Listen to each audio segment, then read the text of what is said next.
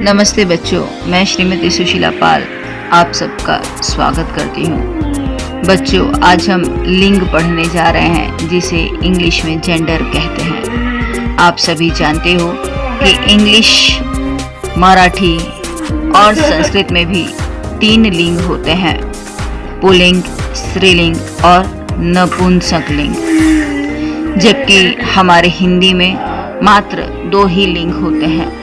सजीव हो अथवा निर्जीव, हर वस्तु को इन 2 लिंगों में ही विभक्त किया जाता है। बच्चों, आप सब जानते हो कि शब्द के जिस रूप से नर होने का बोध हो उसे पुल्लिंग कहते हैं, और जिस रूप से मादा या नारीत्व का बोध हो उसे हम स्त्रीलिंग कहते हैं। तो मराठी, इंग्लिश और संस्कृत में ये 2 तरह के लिंग हैं, और शेष जो निर्जीव वस्तुएं हैं उन सभी का समावेश नपुंसक लिंग में होता है, जबकि हिंदी में मात्र 2 ही लिंग है, स्त्रीलिंग और पुल्लिंग। सजीव और निर्जीव दोनों ही तरह के लिए हम स्त्रीलिंग और पुल्लिंग, इन दोनों ही लिंगों में से उपयुक्त लिंग लगाते हैं। तो सबसे पहले हम लिंग की परिभाषा देखेंगे। शब्द के जिस रूप से उसकी जाति नर या मादा का बोध होता है उसे लिंग कहते हैं। हिंदी में लिंग 2 प्रकार के होते हैं, पुल्लिंग और स्त्रीलिंग। अब हम पुल्लिंग की परिभाषा देखेंगे। शब्दों के जिस रूप में उसके पुरुषत्व का बोध होता है उसे पुल्लिंग कहते हैं। तो पुल्लिंग किसे कहते हैं? शब्दों के जिस रूप से उसके पुरुषत्व का बोध हो, यानी पुरुष होने का बोध हो, उसे हम पुल्लिंग कहते हैं। तथा शब्दों के जिस रूप से उसके स्त्रीत्व का बोध होता है उसे स्त्रीलिंग कहते हैं, यानी शब्द के जिस रूप से उसके स्त्री होने का बोध हो वह स्त्रीलिंग कहा जाएगा। अब हम पुल्लिंग शब्द देखेंगे। पुल्लिंग शब्द जैसे लड़का, बैल, पेड़, नगर आदि, और स्त्रीलिंग शब्द गाय, लड़की, लता, नदी आदि। इनके स्त्री होने का हमें पता चल रहा है, इसीलिए इन शब्दों को हम स्त्रीलिंग कहते हैं। अब बच्चों, हम एक महत्वपूर्ण बात समझ लेते हैं कि हिंदी भाषा में सृष्टि के समस्त पदार्थों को 2 ही लिंगों में विभक्त किया गया है। मैंने आप लोगों को पहले ही बताया है। तो निर्जीव शब्दों का लिंग निर्धारण कठिन होता है और सजीव शब्दों का लिंग निर्धारण सरलता से हो जाता है। बच्चों, वैसे भी हम लोग सजीव वस्तुओं का, सजीव व्यक्ति जो भी हैं उनका हमें पता चल जाता है कि ये स्त्री है या पुरुष है, चाहे वह मानव हो, चाहे प्राणी हो, चाहे पशु हो या पक्षी हो।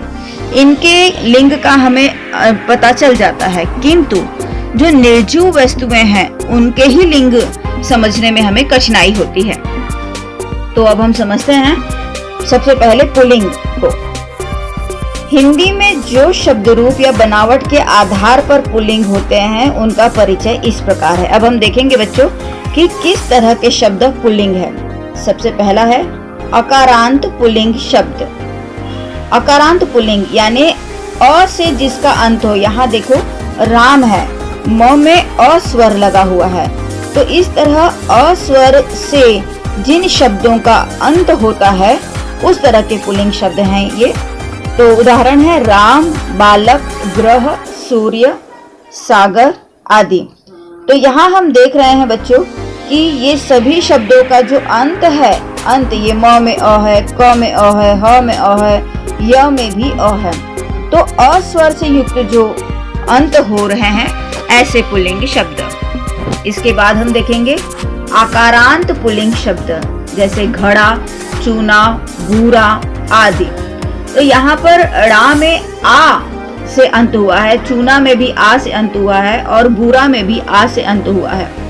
इसी तरह इकारांत पुल्लिंग शब्द कवि, हरि, कपि, वारी, यहाँ पर वी, री, पी और री इन सभी शब्दों का जो अंत है वह ई से हुआ है, इसलिए हम इकारांत कहते हैं। इसके बाद में इकारांत पुल्लिंग शब्द मोती, पानी, घी आदि इन शब्दों का अंत ई से हुआ है, बड़ी ई से, इसीलिए ये इकारांत है। उकारांत पुल्लिंग शब्द भानु, शिशु, गुरु, यहाँ पर उ शब्दों से अंत है। और अब है उकारांत पुल्लिंग शब्द बाबू, चाकू, आलू, भालू आदि, यहाँ पर बड़े ऊ से अंत हुआ है, इसलिए उकारांत है। इसके बाद हम देखेंगे प्रत्यांत पुल्लिंग शब्द। प्रत्यांत पुल्लिंग शब्द अर्थात वे शब्द जिनका अंत प्रत्यय से होता है। यहाँ पर पहला प्रत्यय शब्द है आव या आवा। तो शब्द देखो बच्चों, शब्द है घुमाव, पड़ाव, बढ़ावा, चढ़ावा। यहाँ पर ये घुमाव में घूम में आव प्रत्यय लगा है, घुमाव बन गया शब्द। पड़ में आव प्रत्यय लगा है, बढ़ावा में आवा प्रत्यय लगा है। इसी तरह से चढ़ावा में आवा प्रत्यय लगा है। तो इस तरह हम देख रहे हैं कि घुमाव पड़ाव शब्द जो है वो आव प्रत्यय से अंत हुआ है, जबकि बढ़ावा और चढ़ावा शब्दों का अंत आवा प्रत्यय से हुआ है। इसी तरह से चलना, तैरना, सोना और जागना शब्द ना प्रत्यय से हुआ है।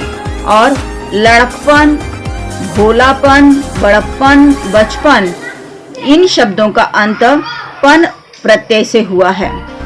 मिलान, खान पान, लगान शब्दों का अंत आन प्रत्यय से हुआ है। और डाक खाना इन शब्दों का अंत खाना प्रत्यय के लगने से हुआ है। तो इस तरह जब पुल्लिंग शब्द का अंत प्रत्यय से होता है तो वह प्रत्यांत पुल्लिंग शब्द कहलाते हैं। इसके बाद हम देखेंगे अर्थ की दृष्टि से पुल्लिंग शब्दों को हम कैसे पहचानें। तो बच्चों, यहाँ पर हर तरह के जो धातु और रत्न हैं, मात्र चांदी को छोड़कर, चांदी या स्त्रीलिंग है, बाकी सोना, लोहा, हीरा, मोती ये सभी जो धातु और रत्न है वह पुल्लिंग शब्द हैं। इसके बाद पेड़ा, लड्डू, हलवा, अनाजों के नाम, गेहूं, जौ, चना ये सभी भोज्य पदार्थ जो हैं ये भी पुल्लिंग शब्द हैं। बच्चों, यहाँ मैं आप लोगों को बता दूं कि ये सारे जो शब्द हैं जिनका अंत अकारांत पुल्लिंग शब्दों से हुआ है, जैसे राम, बालक, ग्रह, सूर्य, सागर, ये सभी पुल्लिंग शब्द हैं। इसी तरह से आकारांत पुल्लिंग शब्द जैसे घड़ा, चूना, बूरा आदि, कवि, हरि, कपि, वारी, मोती, पानी, घी आदि, भानु, शिशु, गुरु, बाबू, चाकू, आलू, भालू ये सभी शब्द पुल्लिंग शब्द हैं। और ये सभी जो प्रत्यय से अंत हुए शब्द हैं यह भी पुल्लिंग ही हैं। इसके बाद अर्थ की दृष्टि से हमने देखा कि सभी तरह के धातु चांदी को छोड़कर शेष सभी धातु और जो रत्न होते हैं वह पुल्लिंग शब्द हैं। और पेड़ा, लड्डू, हलवा, अनाजों के सभी नाम, गेहूं, जौ, चना ये सभी जो भोज्य पदार्थ हैं यह भी पुल्लिंग शब्द होते हैं। इसके बाद सभी दिन और महीनों के नाम भी पुल्लिंग शब्द हैं, जैसे सोमवार से रविवार तक सभी दिन। और हिंदी महीनों के नाम जैसे चैत्र, वैशाख, सावन, भादो आदि सभी हिंदी महीने भी पुल्लिंग शब्द हैं। इसी तरह से पर्वत, सागर, देश और ग्रहों के नाम भी पुल्लिंग शब्द हैं। हिमालय, हिंद महासागर, भारत, चंद्रमा आदि और ये सभी और पृथ्वी भी, यह सभी पुल्लिंग शब्द होते हैं। अब हम देखेंगे कि स्त्रीलिंग को हम रूप या बनावट के आधार पर किस तरह से पहचानें। तो हम सबसे पहले देखेंगे आकारांत स्त्रीलिंग शब्द जैसे लता, सरिता, मामला, उदारता। इस तरह के जो भी आकारांत शब्द होंगे वे शब्द स्त्रीलिंग कहे जाएंगे। फिर है इकारांत स्त्रीलिंग शब्द, यानी ई से जिन स्त्रीलिंग शब्दों का अंत होता है वे, मति, रुचि, छवि आदि। फिर इकारांत स्त्रीलिंग शब्द हैं नदी, सरस्वती। उकारांत एवं उकारांत स्त्रीलिंग शब्द हैं धातु, बालू, सरयू। ये सभी स्त्रीलिंग शब्द हैं। इसके बाद बच्चों प्रत्यय से भी कई स्त्रीलिंग शब्दों का अंत होता है, जैसे इया प्रत्यय लगा करके डिबिया, खटिया, बछिया, बिटिया। तो ये डिबिया, खटिया, बछिया और बिटिया ये सभी शब्दों का अंत इया प्रत्यय से हुआ है, इसलिए ये भी स्त्रीलिंग शब्द हैं। इसके अतिरिक्त वे संज्ञा जिनके अंत में ख स्त्रीलिंग लगा होता है, जैसे भूख, आंख, साख, कोख आदि, यह भी स्त्रीलिंग शब्द हैं। अब बच्चों जैसे कि ख के मामले में बताया, यहाँ पर एक अपवाद है। अपवाद यह है कि दुख, सुख, मुख ये शब्द भले ही ख से अंत हुआ है किंतु ये पुल्लिंग शब्द हैं। इसी तरह से अग्नि संस्कृत में पुल्लिंग शब्द है किंतु हिंदी में यह स्त्रीलिंग शब्द है। बच्चों अब हम देखेंगे अर्थ की दृष्टि से स्त्रीलिंग शब्दों को। नक्षत्र जैसे रोहिणी, भरणी ये सभी नक्षत्र। नदियों और झीलों के नाम जैसे गंगा, यमुना, सरस्वती, सरयू, सांभर, डल। सभी तिथियों के नाम जैसे पड़वा, दोयज, तीथ। सभी भाववाचक संज्ञाएं जैसे इच्छा, अर्चना, रिद्धि, सिद्धि, कटुता, महानता, सरलता आदि, ये सभी शब्द भी स्त्रीलिंग शब्द हैं। इसके बाद है वाक्य रचना में लिंग के शुद्ध प्रयोग। पहला है संज्ञा शब्द पुल्लिंग या स्त्रीलिंग होते हैं। दूसरा है सर्वनाम में लिंग भेद नहीं होता क्योंकि सर्वनाम का लिंग निर्णय क्रिया के आधार पर होता है। संज्ञा हम जानते हैं बच्चों, नाम के आधार पर हम पुल्लिंग या स्त्रीलिंग को पहचान लेते हैं, लेकिन सर्वनाम में हमें कई बार लिंग का पता नहीं चल पाता है, तो ऐसी स्थिति में हम क्रिया के आधार पर उसका लिंग निर्धारित करते हैं। जैसे वह आया, यहाँ पर, यहाँ, या फिर वह खाता है। यहाँ वह सर्वनाम का प्रयोग स्त्री के लिए किया है या पुल्लिंग के लिए यह स्पष्ट नहीं हो रहा है, किंतु आया या खाता है कि इस क्रिया के आधार पर हम कह सकते हैं कि यह पुल्लिंग शब्द है। तो इसलिए कहा है बच्चों कि सर्वनाम में लिंग भेद नहीं होता क्योंकि सर्वनाम का लिंग का निर्णय क्रिया के आधार पर होता है। तत्पश्चात है विशेषण पद प्रायः अपने निकटतम विशेष के अनुसार ही स्त्रीलिंग या पुल्लिंग होते हैं, जैसे अच्छा लड़का, अच्छी बात, काला बछड़ा, काली गाय, बड़ा बेटा, बड़ी बेटी आदि। यहाँ पर जो विशेषण पद लगे हैं वह विशेष के अनुसार, यानी विशेष शब्द जिसके लिए प्रयोग में लाया जा रहा है उस स्त्री या पुल्लिंग के आधार पर विशेषण शब्द लगते हैं। इसके बाद है चौथा, क्रियापदों का लिंग कर्ता के अनुसार होता है, जैसे नदी बहती है, झरना बहता है। तो यहाँ पर नदी बहती है, इसका लिंग कर्ता यानी नदी के अनुसार है। झरना बहता है तो क्रियापद का लिंग कर्ता के अनुसार है। कर्ता में विकल्प होने पर क्रिया का लिंग बाद वाले कर्ता के समान होता है, जैसे राम या सीता गई। यहाँ पर हम देख रहे हैं कि राम पुल्लिंग है और सीता स्त्रीलिंग है, किंतु जो क्रिया लगी है वह गई लगी है। राम के आधार पर गया नहीं लगा है और ना ही राम या सीता को दोनों को मिलाकर गए लगा है बच्चों। तो इस तरह से कर्ता में जब भी विकल्प होगा वहां पर क्रिया का लिंग बाद वाले कर्ता के समान होता है। बाद वाला क्रिया या बाद वाला कर्ता अर्थात सीता, यह बाद में है स्त्रीलिंग, इसलिए यहाँ पर गई क्रिया लगा है। उसी तरह से वहाँ कुआं या नदी दिखाई पड़ेगी तो कुआं यह पुल्लिंग शब्द है जबकि नदी स्त्रीलिंग शब्द है, और इस नदी बाद वाले के आधार पर दिखाई पड़ेगी यह क्रिया यहाँ पर लगाया गया है। अगला है पुल्लिंग से स्त्रीलिंग बनाने के कतिपय नियम इस प्रकार है, अर्थात ज्यादातर पुल्लिंग से स्त्रीलिंग शब्द इस तरह बनाए जाते हैं। जैसे शब्दांत अ को आ में बदलकर और से जो शब्द अंत हुए हैं उनको आ में बदलकर स्त्रीलिंग में बनाया जाता है। जैसे छात्र का छात्रा, वृद्ध का वृद्धा, पूज्य का पूज्या, भवदीय का भवदीया। शब्दांत अ को ई में बदलकर भी स्त्रीलिंग शब्द बनाया जाता है। जैसे पुत्र का पुत्री, ब्राह्मण का ब्राह्मणी, मेंढक का मेंढकी, गोप का गोपी और दास से दासी शब्द बनाया जाता है। शब्दांत आ को ई में बदलकर भी स्त्रीलिंग शब्द बनाया जाता है। जैसे नाना से नानी, बेटा का बेटी, लड़का का लड़की, रस्सा का रस्सी, घोड़ा का घोड़ी और चाचा से चाची।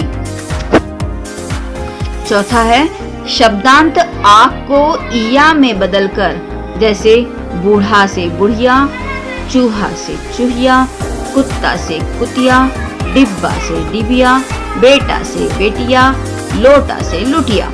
इस तरह आ को इया में बदलकर भी पुल्लिंग से स्त्रीलिंग शब्द बनाया जाता है। अगला है शब्दांत प्रत्यय अक को ईका में बदलकर, जैसे बालक से बालिका, लेखक से लेखिका, पाठक से पाठिका, गायक से गायिका और नायक से नायिका। इस तरह अक से ईका में बदलकर भी स्त्रीलिंग शब्द बनाया जाता है। इसके बाद है आनी प्रत्यय लगाकर, यानी जो पुल्लिंग शब्द दिया है उसमें आनी प्रत्यय लगाकर भी स्त्रीलिंग शब्द बनाया जाता है। जैसे देवर से देवरानी, चौधरी में आनी शब्द लगाकर चौधरानी, भव में आनी लगकर भवानी, जेठ में आनी लगाकर जेठानी, सेठ में आनी लगाकर सेठानी प्रत्यय बनाया जाता है। नी प्रत्यय लगाकर, अब देखो बच्चों यहाँ पर शेर पुल्लिंग शब्द है, इसमें बड़ा नी लाकर शेरनी बना दिया और यह स्त्रीलिंग शब्द हो गया। इसी तरह से मोर पुल्लिंग से मोरनी पुल्लिंग, सिंह से सिंहनी, ऊंट से ऊँटनी, जाट से जाटनी और भील से भीलनी, यह स्त्रीलिंग शब्द बनाया गया है। अगला है शब्दांत में ई के स्थान पर ईनी लगाकर, जैसे हाथी पुल्लिंग है और इसमें ईनी लगा दिया तो स्त्रीलिंग शब्द बन गया हाथिनी।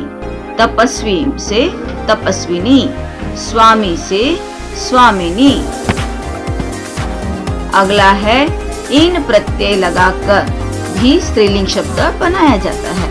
जैसे माली से मालिन, चमार से चमारिन, नाई से नाइन, कुम्हार से कुम्हारिन, धोबी से धोबिन और सुनार से नारिन स्त्रीलिंग शब्द बनाया जाता है।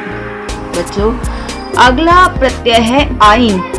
यहाँ पर आइन प्रत्यय लगाकर हम स्त्रीलिंग शब्द बनाते हैं। जैसे चौधरी से चौधराइन, ठाकुर से ठाकुराइन, मुंशी से मुंशियाइन, यह स्त्रीलिंग शब्द बनता है। इसके बाद वैसे कुछ शब्द हैं जिनमें प्रत्यांत लगाए बिना उसका पुल्लिंग से स्त्रीलिंग में उसे बदला जाता है। तो शब्द है खरगोश, खरगोश में लगाया जाता है मादा खरगोश। भालू से मादा भालू, भेड़िया में मादा लगाकर मादा भेड़िया शब्द बनाया जाता है और इस तरह स्त्रीलिंग में परिवर्तित किया जाता है। इसके बाद है शब्दांत मान के स्थान पर मति लगाकर, जैसे श्रीमान शब्द में मति प्रत्यय लगाकर स्त्रीलिंग श्रीमती बना दिया। बुद्धिमान में बुद्धिमती और आयुष्मान में मति लगाकर आयुष्मती, यह स्त्रीलिंग शब्द बना दिया। इसके बाद है शब्दांत ता के स्थान पर त्रि लगाकर भी स्त्रीलिंग शब्द बनाया जाता है। जैसे कर्ता से कर्त्री, नेता से नेत्री और दाता से दात्री स्त्रीलिंग शब्द बनाया जाता है। इसके बाद भिन्न रूप वाले कतिपय शब्द, कवि से कवयित्री, वर से वधु, वीर का वीरांगना, मर्द का औरत, दुल्हा की दुल्हन, नर से नारी। व्याकरण का यह पाठ लिंग पूर्ण हो चुका है।